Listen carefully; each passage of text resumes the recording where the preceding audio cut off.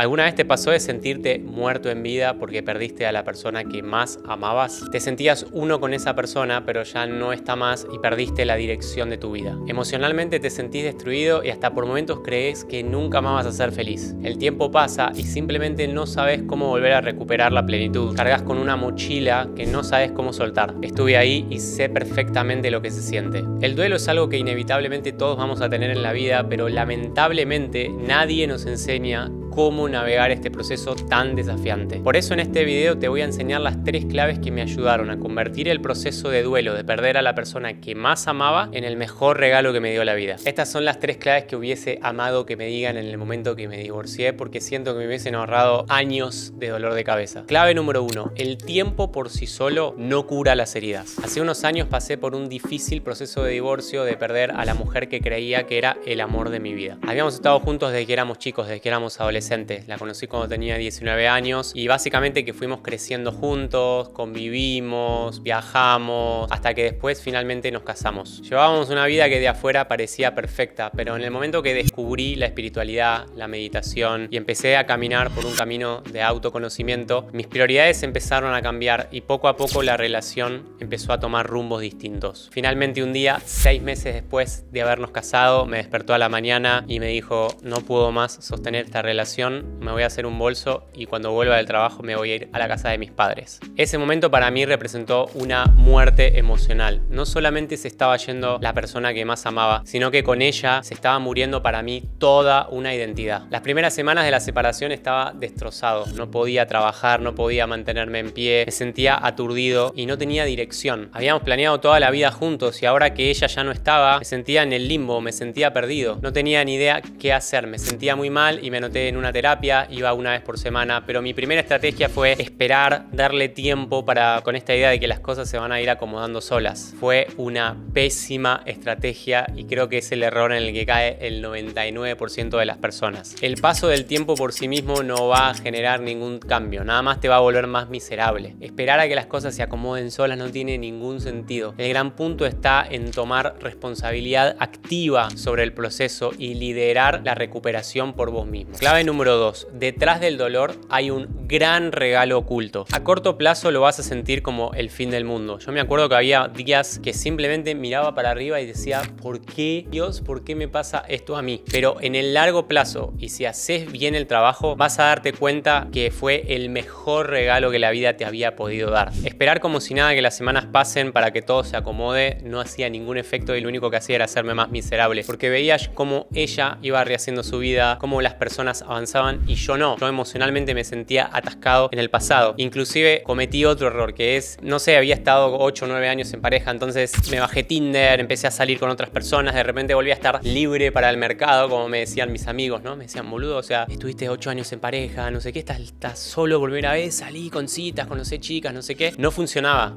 porque emocionalmente me sentía tan drenado que igualmente cuando salía en citas sentía que no había ninguna conexión. Hubo un día que me sentía tan mal que decidí borrar todas las aplicaciones de citas, dejar de mirar hacia afuera y poner todo, el 100% de mi energía en mi proceso de sanación personal. Sentía que ir a terapia una vez por semana, a hablar un rato con un psicólogo, no era suficiente para el proceso que estaba viviendo. Entonces decidí anotarme en procesos de sanación del alma mucho más profundos. Hice seminarios de coaching, retiros de silencio, yoga, ceremonias de ayahuasca. Tener estos espacios de reflexión durante varios días seguidos para trabajar en mi proceso de desarrollo personal fue extremadamente importante y lo recomiendo enormemente para cualquier persona que esté atravesando un duelo. Lo que sentí es que por primera vez en mi vida estaba limpiando emociones, creencias limitantes, traumas, programaciones de mi pasado que yo ni siquiera era consciente que tenía. Me daba cuenta de que en realidad el divorcio, la separación, era como la gota que rebalsó el vaso de todo un mundo emocional, de todo un proceso de sanación emocional que estaba ocurriendo mucho más profundo. Tenía que ver con perdonar sanar a mis padres, con sanar mi valor personal, con clarificar mi verdadero propósito de vida, con destruir el personaje, la identidad que había tenido que construir desde chico para ser aceptado, para ser validado por mi familia, por mi entorno. A medida que iba profundizando en mi proceso de sanación e iba pasando el tiempo, cada vez me iba sintiendo mejor conmigo mismo. Cada vez sentía que aumentaba mi autoestima, mi amor propio, y empezaba a entender cómo el divorcio había sido una de las mejores cosas que el universo me había dado. E inclusive hay más, porque todo este proceso de solitud, de sanación personal, de cultivar amor propio fue esencial. De hecho, para mí fue la llave para que luego aparezca una nueva relación de pareja que estaba más alineada que la anterior. Lo que indefectiblemente nos lleva al punto número 3. La clave número 3 para aprovechar el proceso de duelo tiene que ver con descubrir para qué elegiste la separación. Uno de los errores que cometí al principio es victimizarme y culpar a la otra persona. Esto es algo también que vemos muy común en los retiros, en los talleres, en los cursos que hacemos. Que la otra persona me hizo, que cómo se le ocurre salir con esta otra persona, que me dijo, que me hizo, que los bienes, que ella me dijo, que ella me hizo, que cómo se le ocurre hacer esto, que cómo se le ocurre decir esto otro, que los bienes, que no piensa en mí, que no le importo y que al final era una mentirosa y que como que hay mucha mente y mucho pensamiento puesto en culpar a la otra persona y ponernos a nosotros mismos en una posición de víctima. Con el tiempo me fui dando cuenta que cuando empezaba con un diálogo victimista y explicaba que mi divorcio tenía que ver con que ella no era lo suficientemente consciente, que ella no meditaba, que ella no comía sano, que ella tomaba alcohol, me daba cuenta como esa posición de víctima me quitaba poder, me hacía sentir chiquitito, me hacía sentir débil, me hacía sentir como flojo, como que la sensación que tenía es que todo el poder de mi vida estaba puesto en algo externo a mí. Y si yo realmente quería recuperar mi valor personal, con el tiempo me fui dando cuenta que ese diálogo victimista, ay, ella me hizo, ella me dijo, se sentía como en el cuerpo como denso. Sentía que todo mi poder personal se lo estaba dando a ella. Un día hubo un punto bisagra en un seminario que mi coach me preguntó, Leo, entiendo todo esto, pero me dice, si consciente o inconscientemente vos hubieses elegido esta separación y si fueses 100% creador y responsable de tu vida, entonces, ¿cuál sería la razón por la que vos elegiste esta separación? ¿Cuál es la intención de fondo de haber elegido esta separación? Obviamente que mi reacción instantánea que viene desde el ego es, no, yo no quería esta separación, yo no la elegí, yo no lo quiero, es mentira lo que estás diciendo. Pero cuando pude frenar un poco y observar y mirar el mapa más grande, me fui dando cuenta de que en realidad la decisión de ella de irse de casa tenía mucho que ver con que los meses anteriores yo había hecho todo, la había criticado, la había juzgado, me había distanciado, me había puesto frío, había hecho todo sin darme cuenta para que después ella tome la decisión. Esto se repite mucho en las relaciones de pareja, por ejemplo, cuando hay una infidelidad. Tendemos a caer en el error de criticar y poner el ojo y culpar al que es infiel. Ver esto a mí me cambió la vida porque entendí que cuando hay una separación, consciente o inconscientemente, es una decisión que se manifiesta en el vínculo por ambos individuos. Hay acuerdos que se rompen y cosas que moralmente y éticas no son correctas. De fondo, hay que ver cuál es la razón por la que yo también fui partícipe. Por eso, si estás en un proceso de separación o de duelo, te invito a que vayas más profundo de tu dolor y te preguntes con total honestidad cuál es la razón por la que elegí esta separación. ¿Cuáles son los aspectos en los que no estábamos alineados? ¿Cuál es la intención de fondo de elegir separarme? ¿Cuáles son los valores que no compartíamos? Si tuviese que describir cuál sería la persona soñada para mi vida, qué valores tendría que tener, qué características, qué elementos tendría que tener mi compañero o mi compañera soñado, ¿cuáles serían? Con una mano en el corazón, no hay forma de sacarle jugo a un proceso de duelo desde un lugar de víctima. La única forma de aprovecharlo realmente es tomando responsabilidad, haciéndote dueño del divorcio, haciéndote dueño de la separación y descubriendo para qué lo elegí, cuál es la intención de fondo. Esto para mí fue fundamental y me llevó mucho tiempo descubrirlo, no fue algo fácil, por eso digo que las inmersiones, los retiros son muy importantes. Lo que descubrí es que mi ex no era la persona adecuada para acompañarme en mi proceso. Me daba cuenta de que yo quería viajar por el mundo, yo quería desarrollar mi costado espiritual, vivir en la naturaleza, meditar, conocer personas de todo el mundo. Y quizás ella que no quería cuestionar mucho las cosas, quería vivir en la ciudad, casarse, tener hijos, tener una vida normal. Hacer este proceso interno de reflexión fue visceral para mí. Bonus tip número 4.